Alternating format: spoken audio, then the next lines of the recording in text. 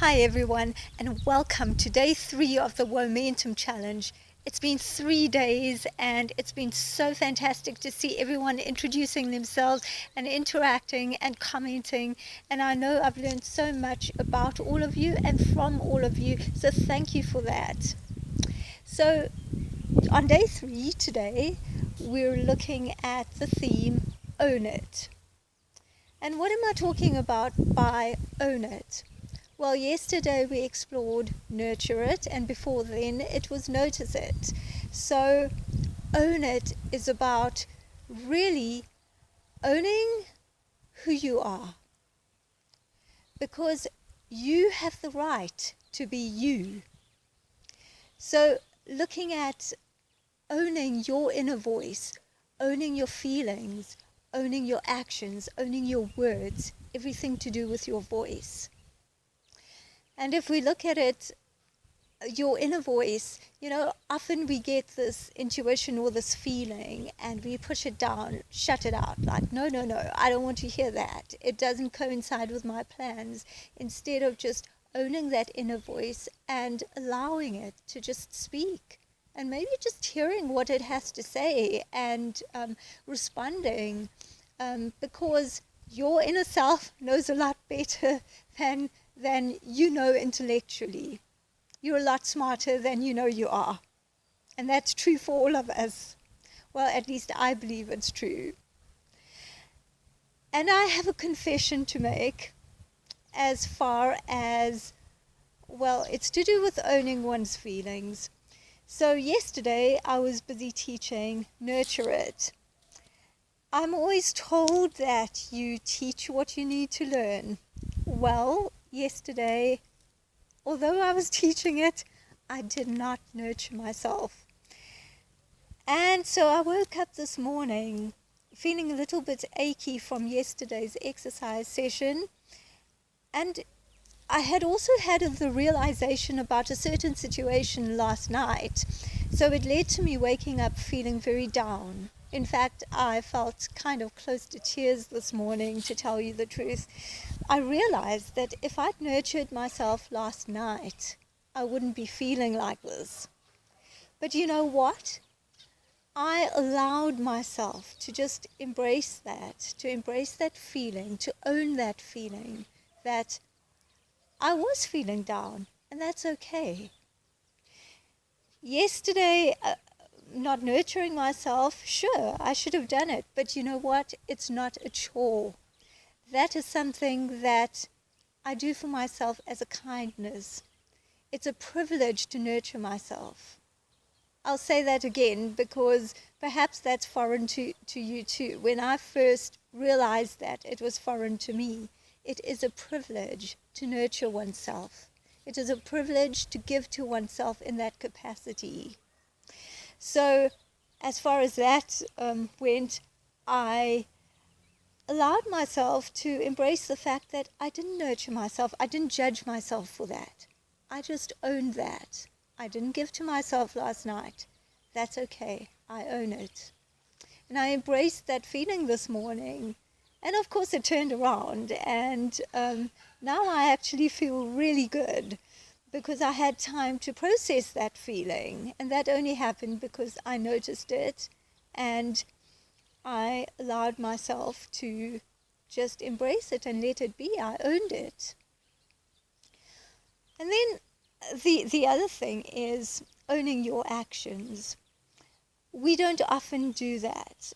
Again, I'm generalizing here, but often our actions are somehow influenced or dictated by other people's expectations, who they expect us to be, or the idea that they have of who we are in their heads. And we let that get to us, we let that influence what we do, what we say, who we are. So this is about owning who you are and owning your feelings and your actions.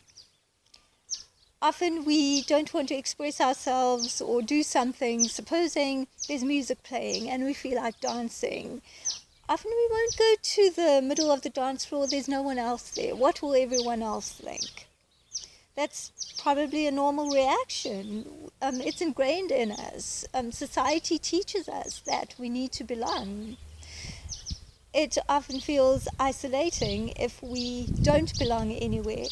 Well, here's me, and I'm the square peg, and I've been the square peg my whole life, and I own that. I embrace it today. So if you felt like the square peg, please write in the comment section, square peg. I'd love to know that I'm not alone. But being the square peg may have the or you may feel alone at times. It may have that effect. But you know what? Going along with other people's ideas and their expectations, and not being who you are, that feels even more lonely. And when you embrace being the square peg, eventually you find your tribe. I found mine, and I consider all of you in the group my tribe. So that's one's actions. Oh, here's a funny story. So first I want to ask you, if you could do anything, maybe take up an activity or just do something, what is it that you dream of doing that you're maybe afraid to do or a little hesitant because of what people will think? If you'd love to share, put it in the comment section because I'd like to hear it. I'm going to tell you mine now, and you might think it's strange. Pole dancing.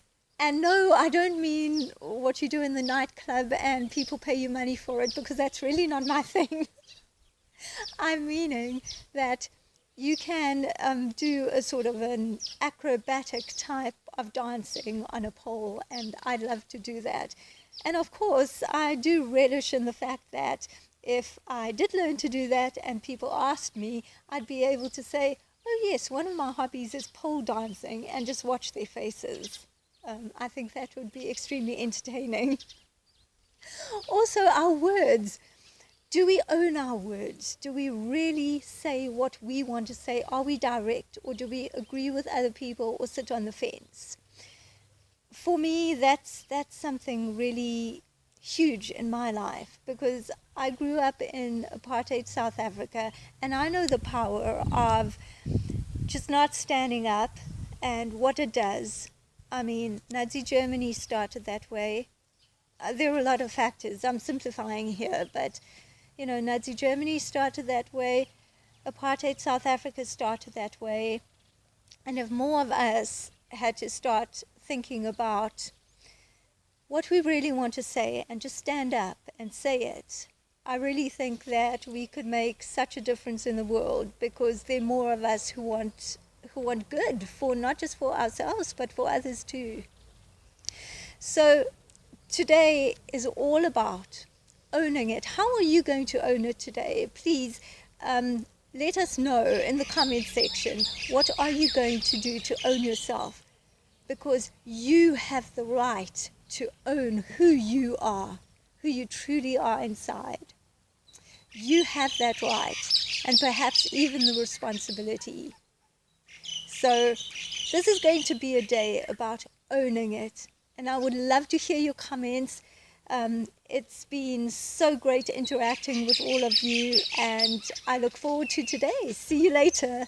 Bye.